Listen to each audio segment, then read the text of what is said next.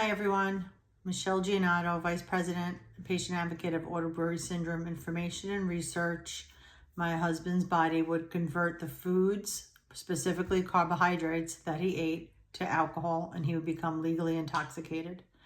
On my last video, I talked about the process in which we went to a hospital in New Jersey under strict supervision, and he underwent a high carb challenge, and it was proven that he had the condition. So this is a continuation of that last video. We had a follow-up with his doctor that authorized the testing, and since he didn't really know much about it, he started my husband on a course of an antifungal called fluconazole, and we started to see some improvement over the next week or so, but really nothing big. We kept reaching out to the doctor, and he said there's very limited information on the medical condition. That was in 2016. At the time, the doctor reached out to the National Institute of Health. They too had very limited information at the time on Auto Brewery Syndrome.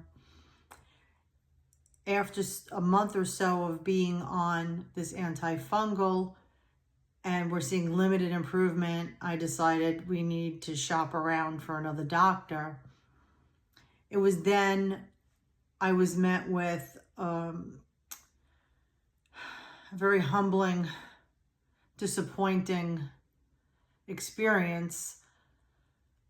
We reached out to 106 different doctors across the United States, and we were told they never heard of it and they wouldn't treat my husband.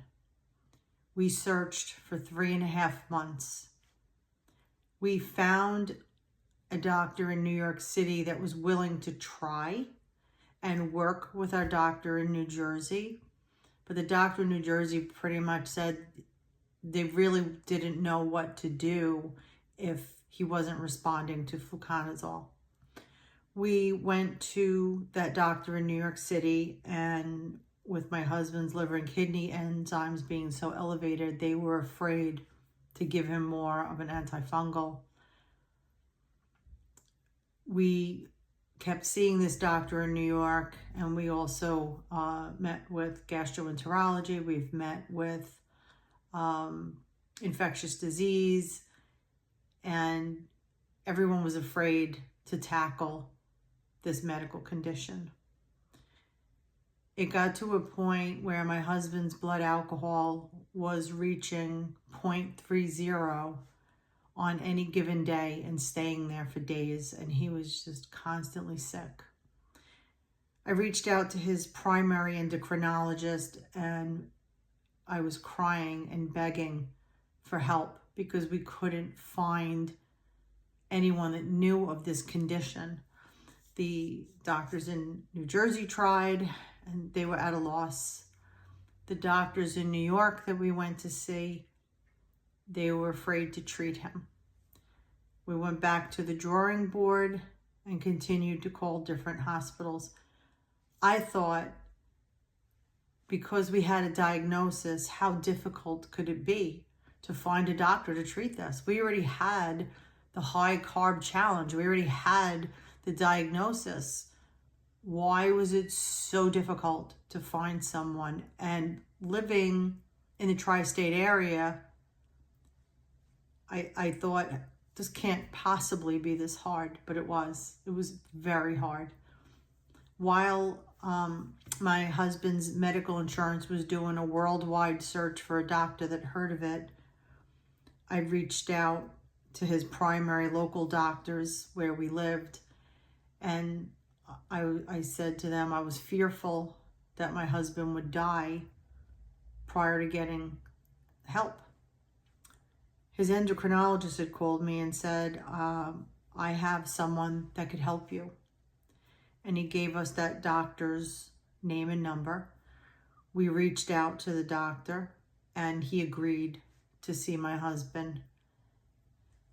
And that was literally the turning point for us. That was the needle in the haystack that we were looking for. Again, you could download case studies at our website, autobrewery.org. This is a rare, emerging medical condition that's also rarely diagnosed. Many people with this medical condition are accused of being alcoholics and hiding their alcohol when in fact they're not. Not to say that people who do drink alcohol, it shouldn't be assumed they have this condition or the reverse, but strict testing is needed to confirm that they have this, and it should be in a hospital setting, in strict supervised setting. If you have any questions, please reach out to me on the website. You can email me as well. Thanks.